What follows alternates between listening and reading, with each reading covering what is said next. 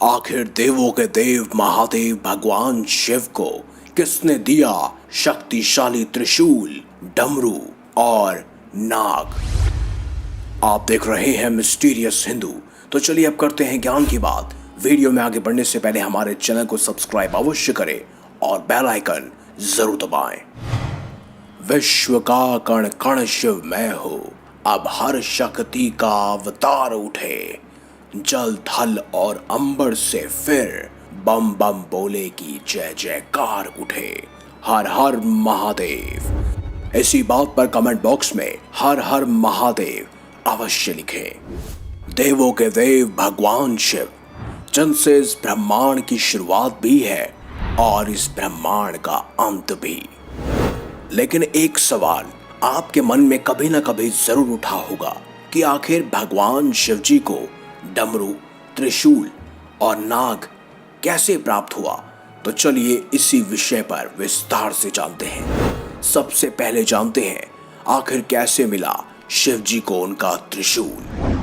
भगवान शिव जी सर्वश्रेष्ठ अस्त्र शस्त्र के ज्ञाता हैं।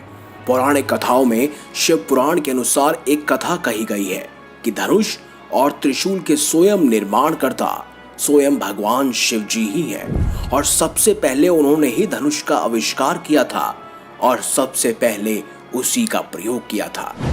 लेकिन फिर भगवान शिव जी के पास त्रिशूल कहां से आया? शिव पुराण में इसके बारे में भी विस्तार से बताया गया है। कहा जाता है कि सृष्टि के आरंभ में जब ब्रह्मांड से शिव जी प्रकट हुए तो उनके साथ 3 गुण जो कि रज, तम और सत भी प्रकट हुए। यही 3 गुण शिव जी के 3 शूल अर्थात त्रिशूल बने।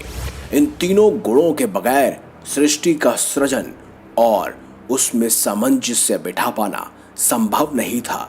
तभी भगवान शिव जी ने इन तीनों गुणों को अपने हाथों में एक शूल में बांध कर रखा, जो तीनों शूल मिलकर त्रिशूल बने।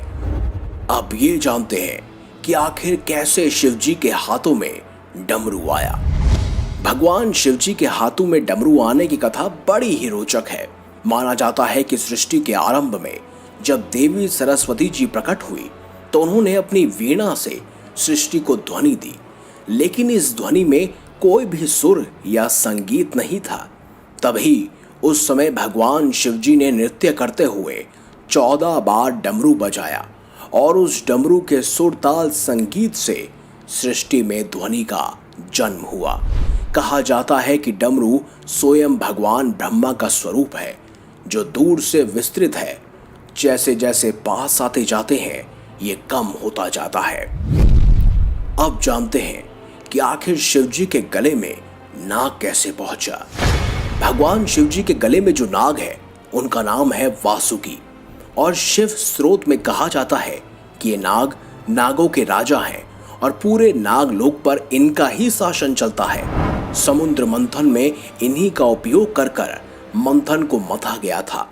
कहते हैं कि वासुकी नाग भगवान शिव जी के परम भक्त थे और वासुकी की तपस्या से प्रसन्न होकर शिव जी ने उन्हें अपने नागलोक का राजा बना दिया और साथ ही उन्हें अपने गले में एक आभूषण के तौर पर धारण भी कर लिया।